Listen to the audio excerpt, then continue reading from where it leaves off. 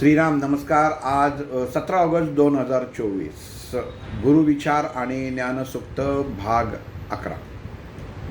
बऱ्याच जणांनी SMS करून विचारलं की अपसौर हा विषय इथं संपला का. तर वास्तविक तो विषय तिथं संपलेला नाही आहे. हा गहन विषय आहे. म्हणजे आत्ता हा अगदी 2-3 भागामध्ये मांडायचा आत्ता जी बाहेर वातावरण आहे त्या अनुषंगाने तो प्रयत्न केला. पण त्याचा जो सांगितलेले त्याचे उपाय होते, म्हणजे आपण मंत्रशास्त्र म्हणतो, तर त्यातनं बऱ्याच जणांना खूप छान फायदा झाला. हे ऐकून आणि वाचूनसुद्धा खूप आनंद वाटला. कारण हे खरं सर्व श्रेय वैद्यराजांचं हे आहे, आपल्या सर्वांनाच माहिती आहे. आता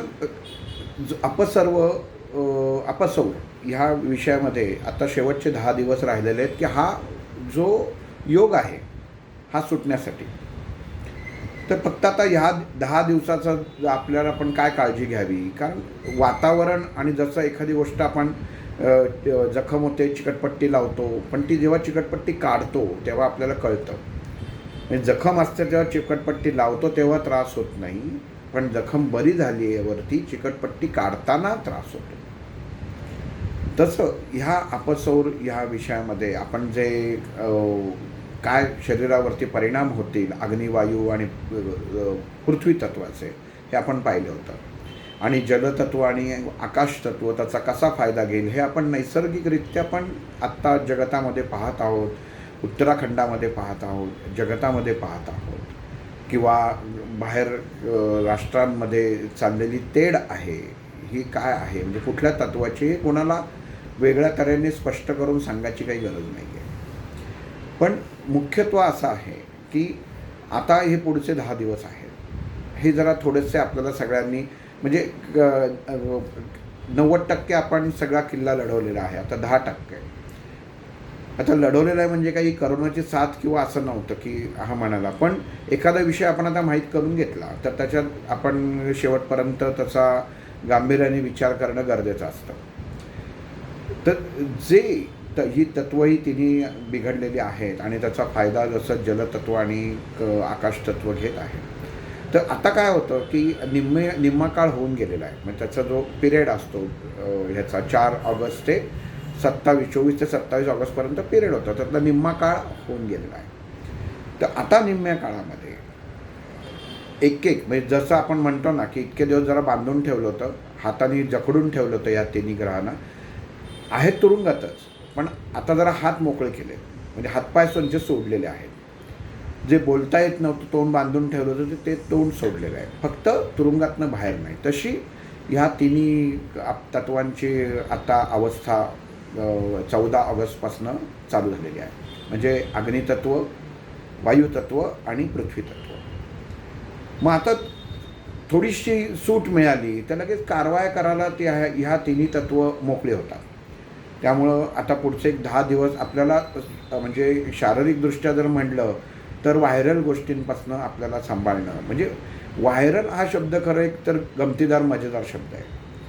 कशामुळं काय होतं आहे हे जेव्हा कळत नाही तेव्हा त्याला व्हायरल म्हणून बोलून मोकळं व्हायचं, किंवा हवेतला बदल त्याच्यामुळं होणारा परिणाम, पण नक्की काय आहे ते माहीत नाही. पण आणि नक्की मग कशाला औषध द्यायचं, तर त्याला मग सगळं आपलं हे माहितीच आहे की रक्तावरती ताप किती आला आहे, हातपाय दुखत आहेत का, मग ते रक्ताचे नमुने आपण तपासू वगैरे सगळं. पण इथं मला एक आपल्याला सगळ्यांनाच माहिती आहे की वैद्यराजांची खासियत होती की कधीही अंदाज पंचेकाम त्यांचा नसायचा.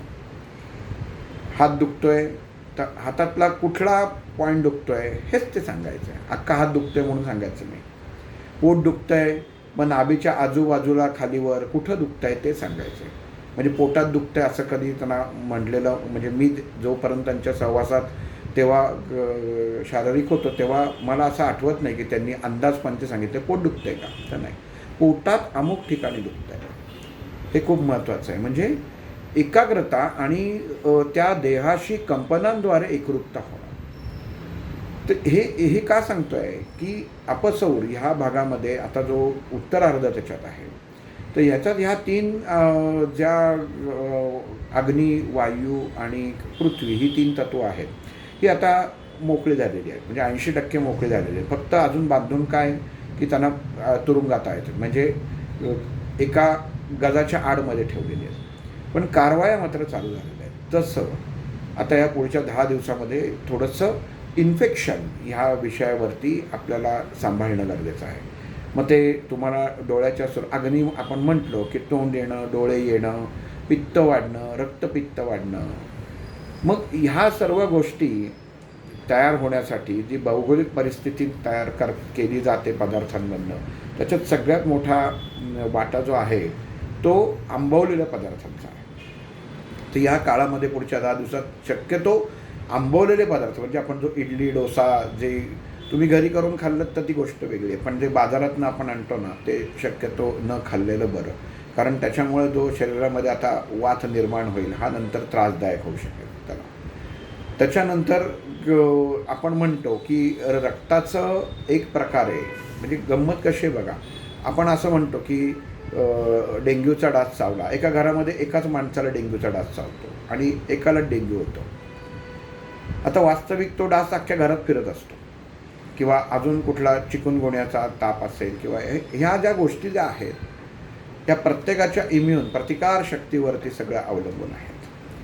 पण मग त्याच्यासाठी देहातला असलेला अग्नी किती उत्तम हवा हे आपल्या सगळ्यांनाच कळणं आणि माहीत असणं गरजेचं आहे, आणि आपल्याला ते माहिती आहे. आता इथं जो वायुतत्वाचा, अग्नितत्वाचा आणि पृथ्वी तत्वाचा जो एक मंत्र जप सांगितलेला आहे तो माझ्या दृष्टिकोनातनं 90% लोकांवरती काम करून गेलेला आहे, त्यांना त्याचा उपयोग झालेला आहे. आणि ह्याच्या पावत्या पण माझ्याकडे आहेत. पावत्या म्हणजे काय की त्यांना उपयोग खरंच झाला आहे. घरामध्ये दोघा तिघांना ताप आला, यांना ताप येईल असं वाटतंय, पण त्यांनी ते ताबडतोब तो मंत्र चालू केल्यानंतर त्याच्यामध्ये ते तापामध्ये परिवर्तन झालं नाही, तिथंच थांबलं. ही आपल्या मंत्रशास्त्राची असलेली ताकद आहे. आणि ह्याच्याच अनुषंगाने आपण जे आता पुढचे 10 दिवस काढणार आहोत की आपले जे जॉईंट्स आहेत ह्या जॉईंट्समध्ये हे 3 अग्नी, वायू आणि पृथ्वी हे अटॅक करणार आहेत. म्हणजे हे बघणार आहेत की आता मला जागा कुठे मिळते. आपण म्हणतो ना की सुटलं ना की लपाला जागा कुठेतरी मिळत असते. आपण मनुष्य शोधत असतो की आता लपून राहायचं आहे, तर मग अशा ठिकाणी की कोणाला दिसता कामा नये. मग अशा ठिकाणी ह्या जागा म्हणजे मनुष्य देहामधले असलेले सर्व प्रकारचे जॉईंट्स, तिथं हे तिन्ही तत्व लपून बसतात. आणि मग ते तिन्ही लपून बसले की शरीरातलं जल आणि आकाश त्याच्यावरती हावी होतात आणि त्याचा थोडासा परिणाम करतात. वैद्यकीय शास्त्रातनं म्हणजे ज्या कंपनशास्त्रामध्ये मी शिकलो त्याच्यात थोडीशी आपल्या शरीर रचनेची सुद्धा आम्हाला शिकवलं गेलं होतं, कारण परिणाम आपल्या देहावरती होतो. आणि आपल्या देहामधले असलेले कालच आमच्या जो मी क्लास घेतो माइंड ह्या विषयाचा, त्याच्यात कालच सांगितलं होतं की मेंदू, स्पायनल कॉर्ड आणि आपल्या देहामधले असलेली आपण म्हणतो ना नर्वस सिस्टीम, ह्या 3 गोष्टी अशा आहेत ना की त्याच्यावर इफेक्ट होतो. आणि उदाहरणही काल सांगितलं होतं की सर्व्हर रूममध्ये आपण सर्व्हर आतनं जाऊन बघतो की पुढनं आपल्याला छान लाईट लागलेले आहे, बटणं, कुठेतरी डिजिट्स फिरत आहेत असं दिसतं, आपल्याला काही वाटत नाही, म्हणजे हा आपला देह झाला. पण जेव्हा त्या सर्व्हर सिस्टमच्या मागं जाऊन बघतो तर कितीतरी वायरी, कितीतरी कनेक्टर्स, असं सगळ्या गोष्टी असतात की जे आपल्याला काही कळत नाहीत. आणि आपण म्हणतो आपण इथं काय हात घालायला नको, चुकून निघाली काय झालं तर काय. तर ही म्हणजे आपल्या देहामधल्या असलेल्या नर्व सिस्टम्स आहेत. त्याच्यामधले त्या सगळ्या आपल्या ज्या नाड्या, पेशी, ज्या सगळ्या जे न्यूरॉन्स बनलेले आहेत त्या सगळ्या गोष्टी त्याच्या अंतर्गत येतात. आणि याच्यावरती आता ह्या पुढच्या 10 दिवसामध्ये हा अग्नी, वायू आणि पृथ्वी परिणाम करायला सुरुवात करतात, कारण आता त्यांना मोकळीक मिळालेली आहे. तर त्यामुळे थोडीशी संधी साधून आपण म्हणतो ना की लपलेला माणूस कुठेतरी आपल्या घरच्यांना कॉन्टॅक्ट करायचा प्रयत्न करतो, कारण त्याला आर्थिक बळ हवं असतं, खायला प्यायला हवं असतं. तसं हे आता आपल्या देहामधल्या पंचतत्वाला म्हणजे त्यातलाच एक भाग असतो. उदाहरण का सांगतोय मी की आपण त्यातलेच समाजातलेच आपल्या घरातलाच एक भाग आहे, पण आपल्याला चोरून राहायला लागतं. तसं या तिघांना चोरून राहायला लागतं आहे, त्याच त्या पंचतत्वातला भाग आहे. आणि आता त्यांचीच मदत घ्यायची आहे म्हणून त्यांच्याशी युती करतात. म्हणजे अग्नी, वायू आणि पृथ्वी तत्व हे जल आणि आकाशाशी आता युती करतं आणि देहामधला सगळा जो आपला ताण आहे तो बॅलन्स करायचा आता प्रयत्न करतं, पण तो होत नाही. कारण जसं म्हणतात ना की आता एखादा आला, घरी आला पटकन, पळून गेलेला असेल, लपलेला असेल, जर तो घरी येतो तेव्हा असा तो वखवकल्यासारखा खातो, कारण त्याला इतके दिवस खायला चांगलं मिळालेलं नसतं. झोप ताणून देतो, कारण त्याला झोप मिळालेली नसते, कारण भोगामध्ये असतो तो. तसं हे तिन्ही अग्नी, वायू आणि पृथ्वी आपल्या देहामध्ये जेव्हा प्रवेश करतात तेव्हा त्याची आपल्या देहाचा तो ताबा घेतात. आणि मग याच्यामधनं काय होणार आहे, 10 दिवसामध्ये काय होऊ शकतं? डोळे कोरडे पडू शकतात, डोळ्यात उष्णतेचे विकार होऊ शकतात, आपले हातपाय, सांधे हे सगळ्यात सांधे दुखणं हा सगळ्यात आत्ता पुढच्या 10 दिवसातला मोठा विकार असू शकणार आहे. आणि तापमान वाढणं म्हणजे थोडक्यात ताप येणं. आणि हे जेव्हा वाढतं तेव्हा बघा की ज्यांनी मला त्रास दिलेला आहे ना, ज्यांनी मी कमजोर असताना फायदा घेतलेला आहे, त्या जल आणि आकाश तत्वाला ही तीन तत्व मिळून आता सांगतात की आता आम्ही परत आलेलो आहोत, जरा तुझं अस्तित्व आता कमी करायचं. आणि ह्या जेव्हा मग देहामध्ये हे बदल होतात तेव्हा शरीरामध्ये आपण म्हणतो की हात पाय दुखायला लागले, तापमान वाढलं की शरीरामधलं पाणी कमी व्हायला लागतं, डिहायड्रेशन होतं, माणसाला गरगरल्यासारखं होतं, आकाश तत्व बिघडतं. इतकं सुंदर निसर्गाने आपलं गणित शरीराचं आखून दिलेलं आहे की कसे बदल होतात. एकमेकांशी सगळं सांभाळूनच हे राहत असतात, पण थोडंफार त्यांच्यासुद्धा त्या तत्वांमध्ये घोटाळे झाले तर आपल्या शरीरामध्ये काय होऊ शकतं. तर तसे आत्ता हे त्याचे परिणाम आहे. आणि मग आता श्वासाचा त्रास होऊ शकतो, सफोकेशन होऊ शकतं, त्याच्यामध्ये एकदमच शरीरातलं पाणी आणि आकाश तत्व हे कमी जास्त अनियंत्रित झाल्यामुळं घाम सदृश्य आपल्याला परिस्थिती निर्माण होते, शरीराचे हृदयाचे ठोके वाढू शकतात, अस्वस्थता निर्माण होईल, गॅस निर्माण होईल. गंमत अशी बघा, आता गॅस निर्माण झाला ना तर तो नाभीचक्राच्या वर निर्माण होईल.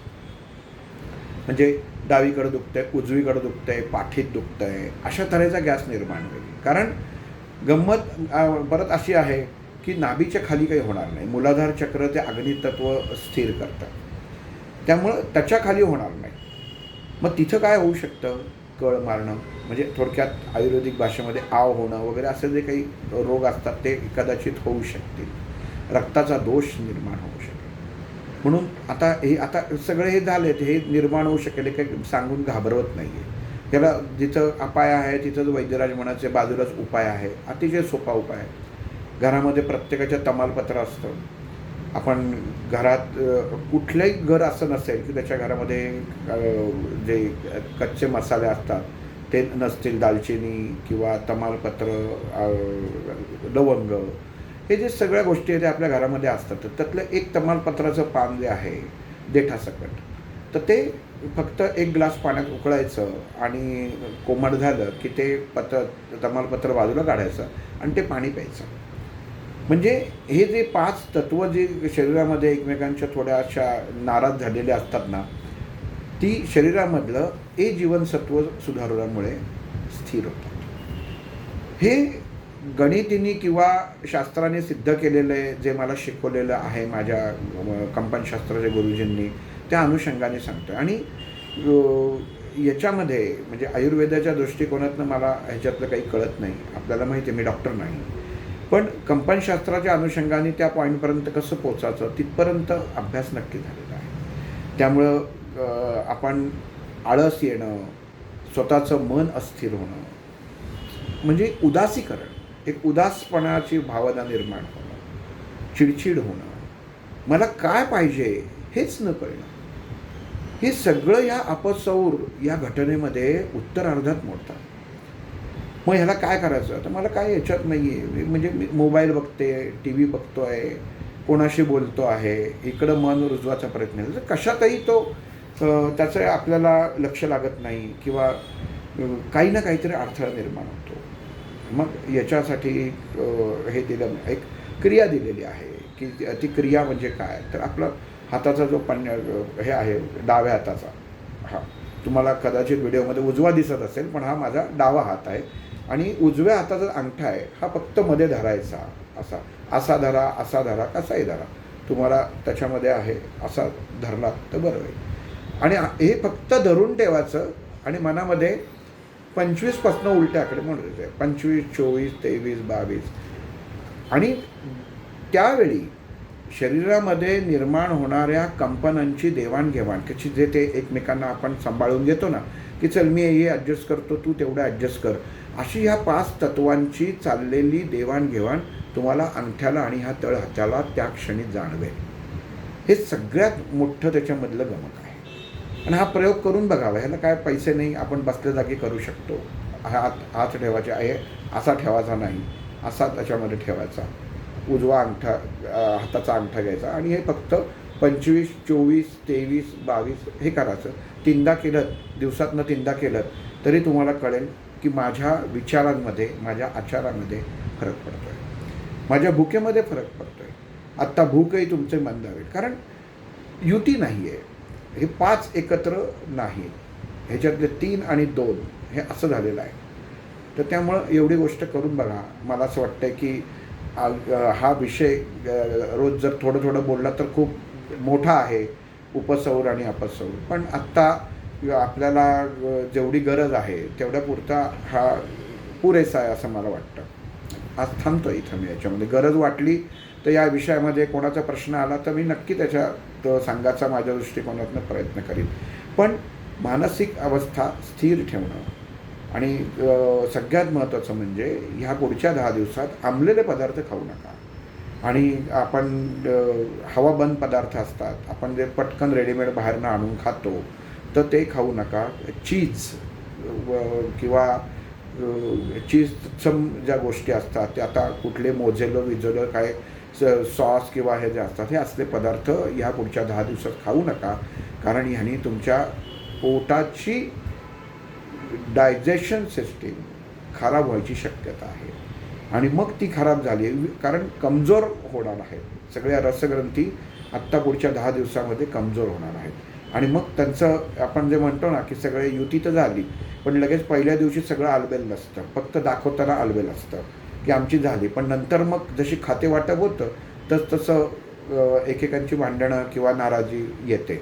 तसं हा तो आत्ता 10 दिवसाचा काळ आहे की आता ही 5 तत्व परत एकत्र आलेली आहेत आणि तिघांनी दिले, मग आम्हाला तिघांना बाजूला का काढलं, मग तुम्ही त्याचा फायदा का घेतला.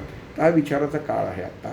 आणि हाच काळ समाजामधली, जगतामधली स्थिरता परत आणेल. हे आपण सगळ्यांनी पाहिलंच. त्याच्यामध्ये आपण बघू याचा विषय कसा आपल्याला पुढं नेता येतोय का, ते मी प्रयत्न नक्की करेन. श्रीराम.